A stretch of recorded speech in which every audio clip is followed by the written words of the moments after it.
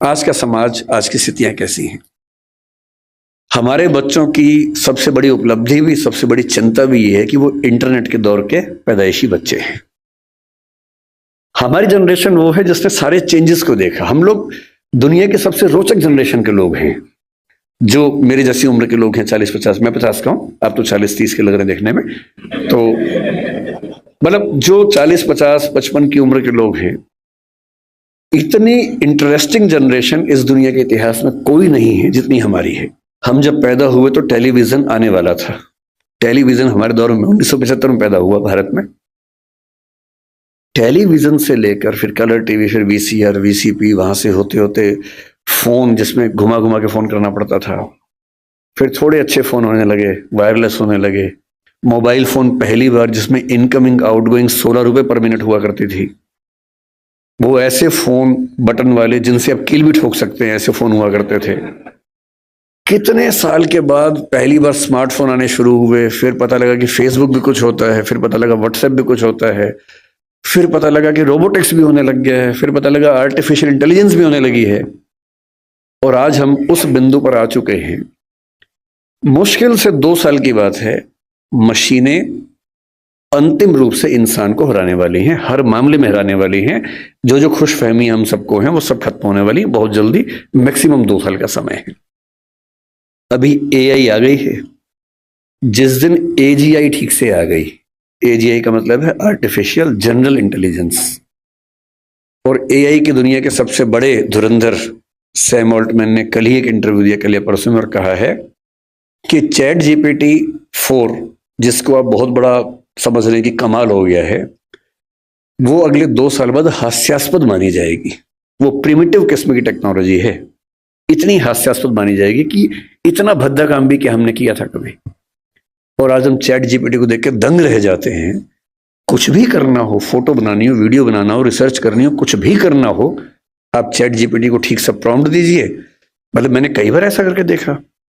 एक विषय पर रिसर्च करनी है, पहले मुझे दिन भर लगता था 24 घंटे रिसर्च करने में, अब 24 सेकंड लगते हैं। वो सब कुछ करके देता है। और आज से 2 साल बाद ये प्रिमिटिव होने वाला है, आदिम होने वाला है। उसके बाद तो पता नहीं क्या होगा। इस दौर में जो बच्चे पैदा हुए, जिनको जेन जी और पता नहीं क्या क्या आजकल हम बोलते हैं, जनरेशन जी है, जनरेशन वाई है, हर 5-7 साल में चेंज हो रही जनरेशन आजकल। ये किस दौर के बच्चे?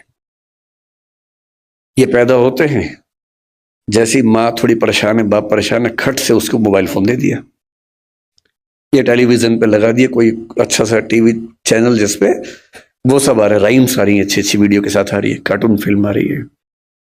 और बच्चे को पता लग गया कि एक मेरा बाप है, एक मेरी माँ है, और एक इन दोनों से ज्यादा इंटरेस्टिंग एक और है, ये बड़ा सा, इसमें हमेशा बढ़िया चीजें आती हैं, ये तो कभी कभी गुस्सा करते हैं, ये वाला ज्यादा अच्छा है। तो टीवी पे ज्यादा उसको मजा आने लगता है। अब रात को सो रहे हैं, वहां तो टीवी भी नहीं है, तो फिर फोन दे दिया, फिर बच्चा फोन में।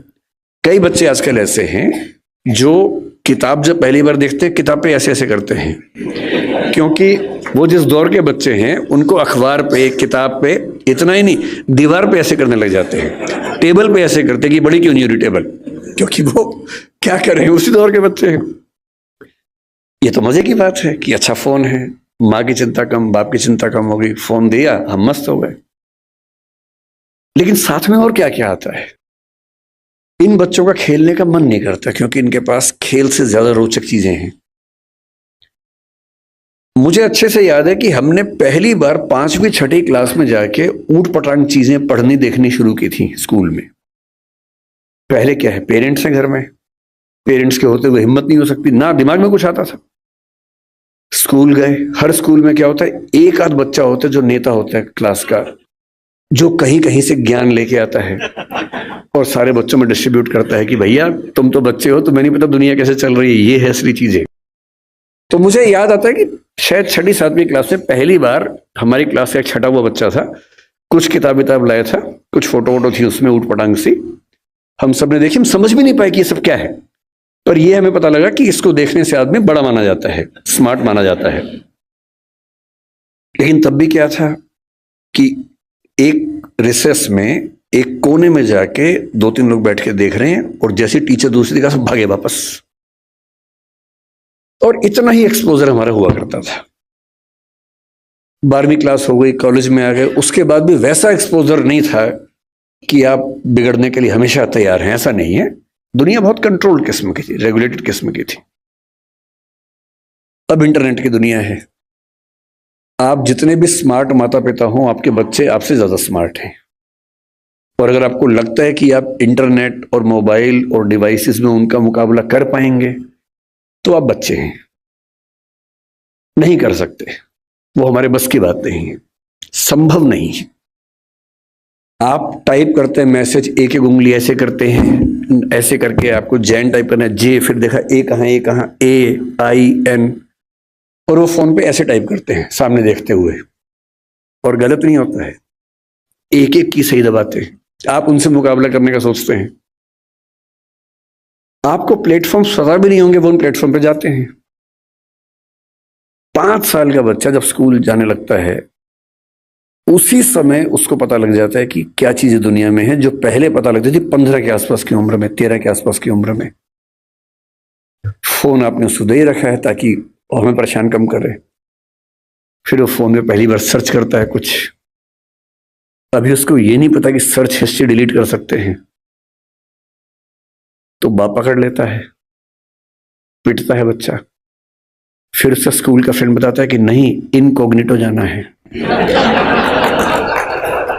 अगली बार से बच्चा स्मार्ट हो गया है। 6 साल का बच्चा स्मार्ट है, इनकॉग्निटो में वो सब देख रहा है जो आप नहीं चाह रहे थे, और जो आप देख रहे थे लेकिन आप नहीं चाह रहे थे कि वो देखे। बच्चा है, छोटा बच्चा है, उसका एक्सपोजर का लेवल सोच के देखिए। ये हंसी मजाक में मैं कह रहा हूं, लेकिन बात की गंभीरता को देखना है। 6, 7, 8 साल के बच्चों का वो एक्सपोजर लेवल है जो पहले 14, 15, 16 की उम्र में होता था। मेडिकल साइंस इस बात को मान चुकी है। मैं जितनी बातें कोट कर रहा हूं, मैं हवा में कोट नहीं कर रहा हूं, मेडिकल साइंस की रिसर्चेस के बेस पे कोट कर रहा हूं।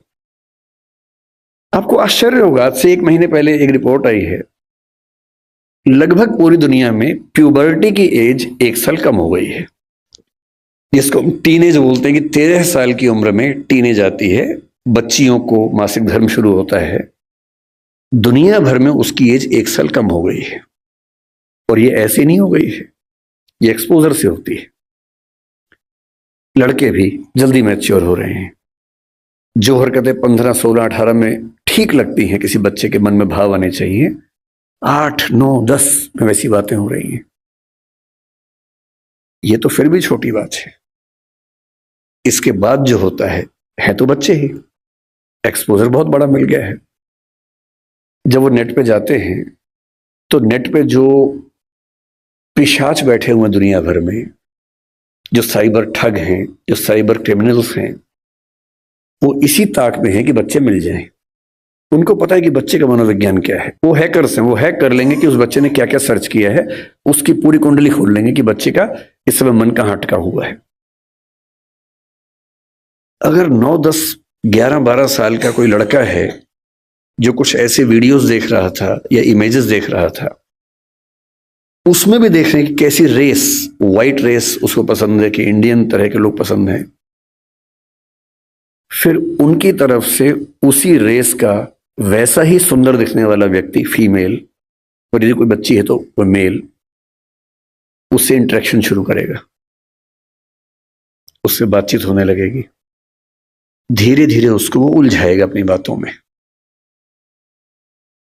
वो बच्चा तो माँ बाप से छुप के कर रहा है सब, माँ बाप को पता ही नहीं है। और फिर वो उस बच्चे को प्रलोभन बहुत बड़े बड़े मिलेंगे। आपको ये सब नहीं पता है तो पता होना चाहिए, बहुत बड़े रैकेट चल रहे हैं इस समय दुनिया में। 11-12 साल का एक लड़का अपने कमरे में लैपटॉप पे वीडियो चैट कर रहा है, शायद एक ऑस्ट्रेलियन लड़की से जिसकी उम्र 21, 22, 25 साल है, और वो उससे मीठी मीठी बातें कर रही है। और फिर वो उससे कह रही है कि देखो, तुम इतने सुंदर हो, मैं तुम्हें देखना चाहती हूं, तुम भी मुझे देखो। फिर वो अपने थोड़े से कपड़े उतारती है, उसको कहती है कि तुम भी ऐसा, वो तो प्रोफेशनल है, तुम भी ऐसा करो। और वो बच्चा जिसको कुछ नहीं पता कि ये दुनिया कैसी है, वो कुछ कर बैठता है। और ये पूरा वीडियो रिकॉर्ड हो रहा है। और जैसी ऐसी चीज होती है उसके बाद खट से मैसेज आता है कि अगर 2 घंटे में इस अकाउंट में $500 जमा नहीं किए तो ये वीडियो क्लिप तुम्हारे पापा मम्मी, तुम्हारा इंस्टा अकाउंट मेरे पास है, इंस्टा अकाउंट में जितने तुम्हारे फ्रेंड्स हैं उन सबके पास चला जाएगा, सबके ईमेल आईडी मेरे पास है।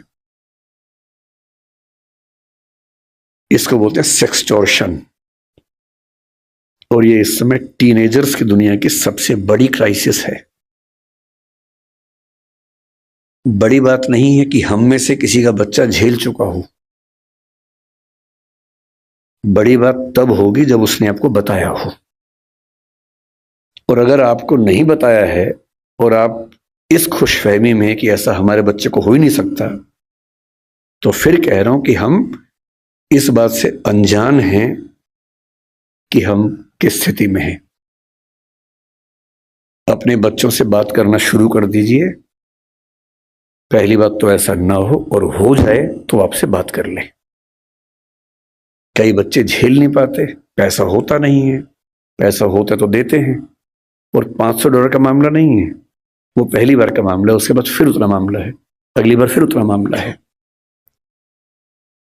और ये ध्यान रखना है कि किसी बच्चे के साथ ये करने के लिए वीडियो रिकॉर्डिंग की जरूरत भी नहीं है।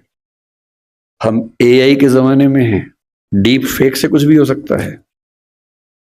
किसी आर्टिफिशियल इंटेलिजेंस जो फोटोग्राफी बेस्ड ऐप है, सिर्फ इतना उसको कहना है कि ये फोटो है, सिंपल फोटो, स्कूल की फोटो, पासपोर्ट साइज फोटो उसको देनी है और कहना है कि इस फोटो को एक ऐसी फोटो में तब्दील कर दो कि ब्लैकमेल किया जा सके।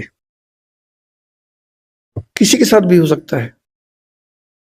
बस कल को कभी हम में से किसी का बच्चा हमसे ये कहे कि देखो पापा, देखो मम्मी, ये फोटो मेरी लग रही है पर मेरी है नहीं, तो उसको मारना पीटना नहीं है, भरोसा कर लेना है कि ऐसा हो सकता है। तकनीक इस लेवल पे है। और एक और टेक्नोलॉजी जो भी पब्लिक डोमेन में नहीं आई है, कभी भी आ सकती है लेकिन बन चुकी है। वो क्या करती है, एक फोटो देनी है और प्रॉम्प्ट देना है कि इस फोटो के बेस पे वीडियो बनाओ और वीडियो में ये होना चाहिए। आप जो चाहेंगे वीडियो बन जाएगा, आपका ही बन जाएगा। आप वो नहीं है। और आप क्या, इस दुनिया के बड़े बड़े टेक्निकल एक्सपर्ट्स नहीं बता पाएंगे कि ये वीडियो नकली है। इसको डीप फेक कहते हैं आजकल, डीप फेक।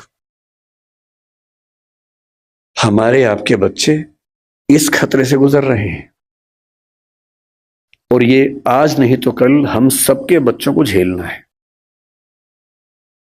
उन सबको समझाने की जरूरत है कि जब किसी से प्रेम भी करते हो, मान लीजिए आजकल बच्चों के प्रेम में क्या होता है, सबसे पहले पासवर्ड शेयर करते हैं कि तू मुझसे प्यार करती है, हाँ तो पासवर्ड दे, तू मुझसे प्यार करता है तो पासवर्ड दे। दोनों पासवर्ड देते हैं, फिर एक और आईडी बना लेते हैं अलग से, उसका पासवर्ड दे देते हैं। फिर उसके बाद भरोसा और कायम करना है। फिर रात को 2 बजे जब पेरेंट्स सो चुके हैं, फिर वीडियो कॉल करते हैं। भरोसा करती है, हाँ, तो फिर कपड़े उतार, वीडियो कॉल पे। ये खेल शुरू हो जाता है। अपने बच्चों को समझाना है, दुनिया का कोई भी इंसान कितना भी भरोसेमंद हो, ऐसी गलती ना करे। लड़का हो तो वो भी ना करे, लड़की हो तो वो भी ना करे। और ये हमारी पीढ़ी निकल गई है, हमें नहीं पता कि ये भी खतरे होते हैं। हमारी पीढ़ी में ये सब खतरे थे ही नहीं, हमने कम से कम ये सब नहीं झेला। हमारी पीढ़ी में ये था कि गलती से आप कहीं हैं, नहा रहे हैं, किसी ने देख भी लिया, फोटो नहीं खींच सकता था। फोटो खींचने के लिए फोटोग्राफर बुलाना पड़ता था बाहर से, या तो हर आदमी फोन लेके घूम रहा है। और फोटो अगर खींच गई, अगर आपको भी ऐसी मासूमियत आपके अंदर है कि मैंने फोटो खींच ली, मेरा फोन तो एयरप्लेन मोड पे है, मेरे फोन में ही है, बाहर तो गया ही नहीं, इसको बोलते हैं मासूमियत। अगर आपने फोन में फोटो खींच ली है तो डिलीट कर दिया उसको, अगर आपको लगता है डिलीट हो गई तो ये मासूमियत है। कोई सिंपल सा टेक्निकल एक्सपर्ट जो बहुत ज्यादा पढ़ा लिखा भी नहीं है, 2 मिनट में फोटो बाहर निकाल लेगा, कितनी भी डिलीट करते रहिए अपने फोन से। और एक बार इंटरनेट पर चली गई तो दुनिया की कोई ताकत उसको परपेचुअल मेमोरी से डिलीट नहीं कर सकती। वो दुनिया के इतिहास में जब तक दुनिया रहेगी वो फोटो रहेगी, वो वीडियो रहेगा, कोई नहीं छिप पाएगा, कोई बच नहीं पाएगा।